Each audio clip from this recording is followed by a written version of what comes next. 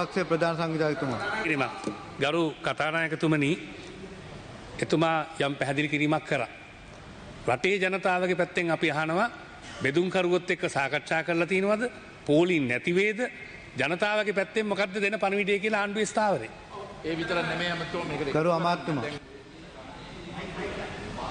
ඔව් මේ ගරු කතානායකතුමනි ගරු රවි කරුණානායක මන්ත්‍රීතුමා.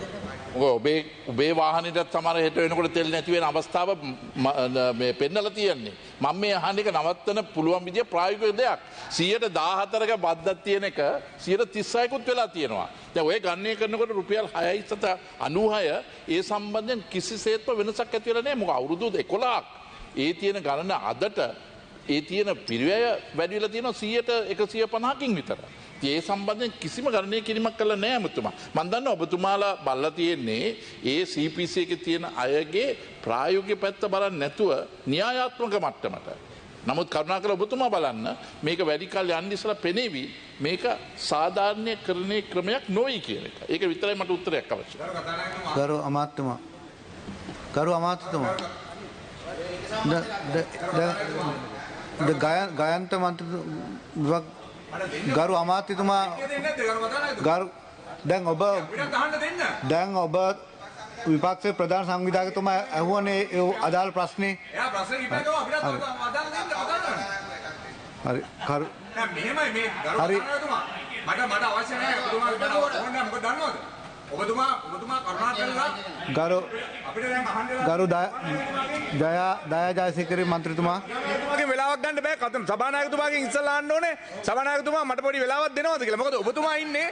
ඔබතුමා වෙලාවක් දෙන්න. මම දැන් මම සභානායකතුමාගෙන් අහලා තමයි යන්තම් වෙලාවක් ගත්තේ. ඒක තමයි ඔබතුමා මට දෙන්න ඉඩ. ගරු ජයසේකර සභානායකතුමා ඔබතුමා මට දුන්නනේ වෙලාව. බොහොම ස්තුතියි. ඔබතුමාට ස්තුතියි. මම අහන්නම්. මොකද කතානායකතුමා අහලා වැඩක් නැහැ. කතානායකතුමා අහන්න ඔබතුමා මට දුන්න වෙලාව thank you. මං කියන්න කැමති ගරු ඇමතුමා මං කියන්න කැමති විශේෂයෙන්ම මේ ඩිසිෂන් එකට කලින් ගිහිල්ලා ඩිසිෂන් එකක් අරන් තිනවා මේක 640 දක්වා ගෙනියන්න. මම ළඟ කැබිනට් මේ පේපර් මේ බෝඩ් පේපර් එක තියෙනවා. මම ඔබතුමාට ඒක ඉදිරිපත් කරන්න මම ඔබතුමාට එවන්න WhatsApp කරලා 640ට ගිහිල්ලා තියෙනවා. දැන් වෙලා තියෙන්නේ අභ්‍යාචනාධිකරණයේ මේ සම්බන්ධව දුන්න මේකත් එක තමයි දැන් ඔබතුමාලා සාකච්ඡා කරලා තියෙන්නේ. තාම කිසිම තීන්දුවක් මේකට ඇවිල්ලා නැහැ.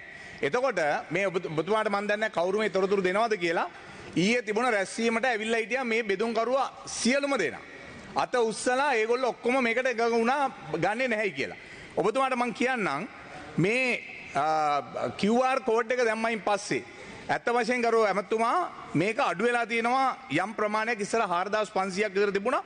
දැන් ඒක අඩු වෙලා තියෙනවා ඊටත් විශාල ප්‍රමාණයක් අඩු වෙලා තියෙනවා. දැන් ඔබතුමාට මම කියන්නම් ඊයේ වෙනකොට ඒ කියන්නේ 27 වෙනිදා අරන් තියෙන ප්‍රමාණය ඇත්තටම ගරු ඇමතුමා විශාල ප්‍රමාණයක් අඩු වෙලා තියෙනවා. ගත්ත ප්‍රමාණය ඒ කියන්නේ ලංකා ඔටෝ ඩීසල් අරන් තියෙන්නේ QR ඊයේ 1900යි මෙට්‍රික් ටොන් පෙට්‍රල් 92. ඊළඟට ලංකා ඔටෝ ඩීසල් අරන් තියෙන්නේ 2100යි 2200යි අතර මෙට්‍රික් ටොන්. ඒ කියන්නේ 27යි 2යි 2025 ඉන්ධනල් ඇනුම් කරලා තියෙන ප්‍රමාණය මම මේ මල්ලක තියෙන ඇනුම් සාතිකෙත් එක මම ඔබතුමාට කියන්නේ. QR කෝඩ් එක දාපු වෙලාවේ පෙට්‍රල් 92 අරන් තියෙනවා 4500ක් ලංකා ඔටෝ ඩීසල් අරන් තියෙනවා 5500ක් කලින්ම තිබිච්ච අවස්ථාව.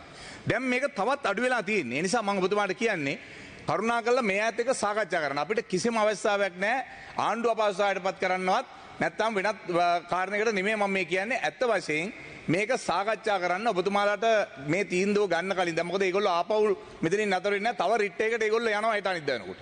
එතකොට මේක උසාවියේ නතර වෙන්නේ. ඒ නිසා මම ඔබතුමාට බොහොම ගෞරවයෙන් කියනවා මේ ඈත් එක්ක සාකච්ඡා කරලා මේ තීන්දුවට එන්න කියන ආදරණීය ඉල්ලීම කරන එච්චරයි මට කියන්න තියෙන්නේ. බොහොම ස්තුතියි. අමාත්‍යතුමා.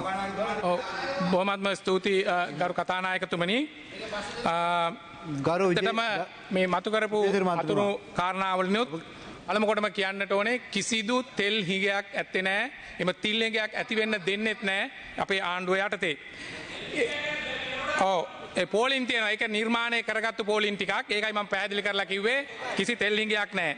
ඒ වගේම සාකච්ඡා කියන කාරණේදී අපි නිතරම සාකච්ඡාවලට සූදානම්. දැන් මේ බෙදුම් කරුවෝ පෙට්‍රෝලියම් කෝපරේෂන් එකත් එක්ක සම්බන්ධතාවයෙන් වැඩ කරනවා සාකච්ඡා කරනවා තොරතුරු දෙනවා මම දන්නේ එතුමාට දුන්නු මේ ඇනවුම් පිළිබඳ සංඛ්‍යා අපේ සාමාන්‍ය ඇනවුම් ලැබෙන්නේ දවසකට 1100ක් 200ක් මේ දවස් දෙක තුන ඇතුළේ 1800ක් විතර ඇවිල්ලා අපි දන්නේ බෙදුම්කරුවන් වෙන වැඩිපුර විකුණුම් කරලා ශනිකව ලාභ ලබා ගැනීමේ පරමාර්ථයෙන් කරනවා කියලා මේ ඇනවුම් කරලා තියෙනවා ඒ ඔක්කොම ගේන් තියෙනවා තෙල් විකිණීම සිද්ධ කරනවා නමුත් මේ සමාජ මාධ්‍යයන්ට මුදා හැරපු ප්‍රවෘත්තියක් නිසා තමයි අපි බෙදා හරින්නේ නැහැ කියලා ඒක වෘත්තීය යම් වෘත්තීය සමිතියක්. එතකොට මේ තෙල් සංස්ථාවත් බෙදුම්කරුවත් අතර තනි සම්බන්ධතා පවත්වාගෙන සාකච්ඡා පවත්වනවා තුරතරු මාර්ග කරනවා. එහෙම නැතුව කිසිම වෘත්තීය සමිතියක් විදියට හැදිලා පෙට්‍රෝලියම් කෝපරේෂන් එක ගනුදෙනු කරන්නවත් තොරතුරු බෙදා ගන්නවත් ඇනවුම් කරන්නවත් නැහැ. ඒක වැරදි.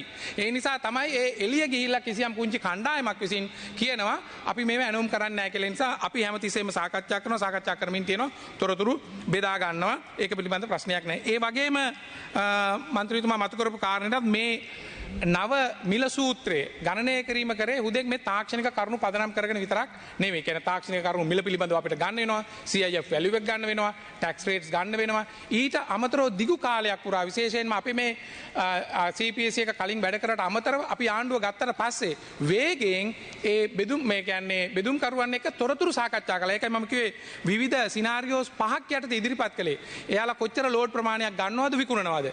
පිරිවැය කොච්චරද? එන්නේ කාරණා ඇතුළත් කරලා හදපු තොරතුරු මත තමයි කිසිම කෙනෙකුට අසාධාරණයක් නොවන විදියට සාධාරණ ලාභයක් කලින් තිබුණු ලාභ ප්‍රතිශතයටත් වඩා වැඩි ප්‍රතිශතයක් පිරිවැය මත ලැබෙන විදියට සකස් කරලා තියෙනවා. මම හිතනවා මේ පැත්තෙන් ගත්තාම මේක ඉතාමත්ම සාධාරණයි. මේ தત્ත්වය පදනම් කරගෙන වෙළඳපොලේ හිඟියක් මවලා යම්කිසි අනවශ්‍ය තත්ත්වයක් නිර්මාණය කරන්න හදනවා නම් අපි ඒක කියන්නේ ඇත්තටම මේක කඩාකප්පල්කාරී කුමන්ත්‍රණකාරී හෝ මේ පිටිපස්සේ දේශපාලන බලවේගයක් තියෙන්න පුළුවන්. අපි කවුරුත් දන්නවා මේ ආණ්ඩුව රට ඉස්සරහට අරගෙන යනකොට විවිධ උපක්‍රම භාවිත කරනවා මේ ආණ්ඩුවේ ගමන ආපසට අරවන්න. මම හිතනවා එවැනි දේවල් අපි අනිවාර්යෙන්ම නැති කරනවා. දැන් ඒගොල්ලන්ට තිබුණා දැන් උසාවිය පිළිබඳ කතාවක් මතු කළා.